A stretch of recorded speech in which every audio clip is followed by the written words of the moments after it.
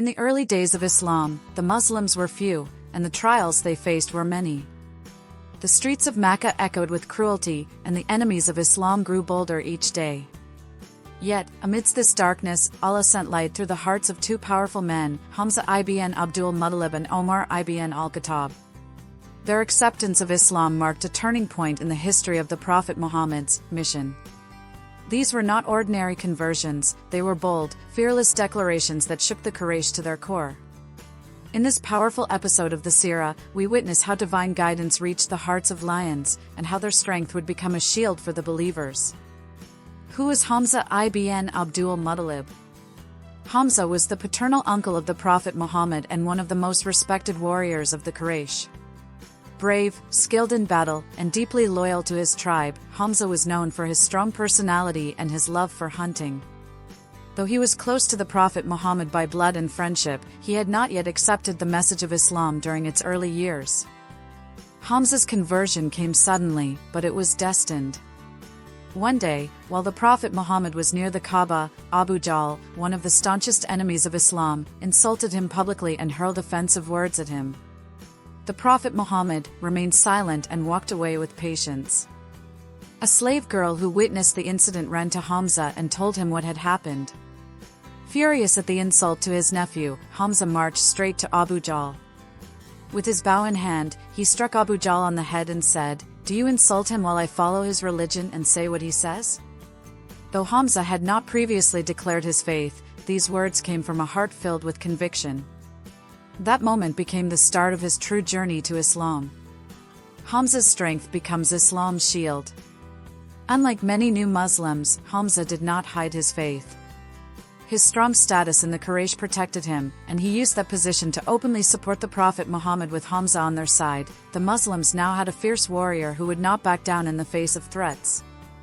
His conversion gave hope to the believers and made the enemies of Islam pause for the first time. The Quraysh could no longer harass the Muslims without fear of retaliation. His strength gave courage to others. Islam was no longer a faith followed by the weak or slaves, it had warriors among its ranks. Omar ibn Al-Khattab, the fierce enemy of Islam. While Hamza's conversion brought relief, another man remained a dangerous enemy, Omar ibn Al-Khattab. Known for his intelligence, strength, and leadership, Omar was feared and respected in Makkah. He was a staunch supporter of Qurayshi traditions and saw Islam as a threat to the unity and power of his tribe. Omar went so far in his hatred that he once carried his sword with the intention to kill the Prophet Muhammad. On his way to carry out this evil plan, a man stopped him and said, "Before you kill Muhammad, why don't you check your own house? Your sister Fatima and her husband have accepted Islam." Shocked and enraged, Omar turned his steps toward his sister's house. The Quran strikes Omar's heart. As Omar approached, he heard the voice of Fatima and her husband reciting verses of the Quran from Surah Taha. The beauty of the words angered him even more. He barged in and demanded to know what was happening. In the argument that followed, he struck his sister in the face, causing her to bleed. Seeing her wounded yet fearless, Omar's heart began to soften. When he asked to see the pages of the Quran, Fatima told him he must purify himself first. After washing, he read the verses with a trembling heart. "Indeed, I am Allah. There is no deity except me, so worship me and establish prayer for my remembrance." The powerful words broke through his pride and arrogance. A man who came to destroy Islam was now falling in love with its truth. The visit to Dar al-Arqam. After reading the Quran, Omar's heart was filled with awe. He immediately asked, "Where is Muhammad?" Determined, but now with a changed purpose, he walked to Dar al-Arqam, the secret house where the Prophet Muhammad and his companions used to gather. As Omar knocked on the door, the companions were afraid. They knew his past. But the Prophet, full of calm and trust in Allah, said, "Open the door. If he has come with good intentions, we welcome him. If he means harm, then we will deal with him." When Omar entered, the Prophet Muhammad walked up to him and grabbed him by his collar and said, "Oh Omar, isn't it time that you accepted Islam?" And then came the words that shook the walls of Dar al-Arqam and the hearts of the Muslims. Ashhadu an la ilaha illallah wa ashhadu anna Muhammadan Rasulullah. Tears filled the eyes of the believers. Takbir echoed in the house, Allahu Akbar. Omar's courage transforms Islam's visibility.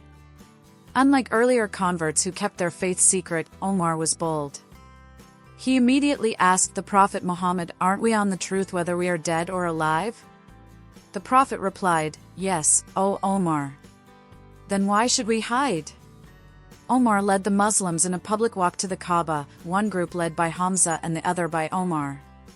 The Quraysh were stunned. For the first time, Islam walked publicly and proudly through the streets of Makkah. The Muslims were no longer hidden. They were seen, heard, and respected. Allah had blessed them with strength. The Prophet's Muhammad dua is answered. It is narrated that the Prophet Muhammad had once made a powerful dua. "O Allah! Strengthen Islam with one of the two Umars, either Abu Jahl or Omar ibn Al-Khattab." And Allah chose Omar.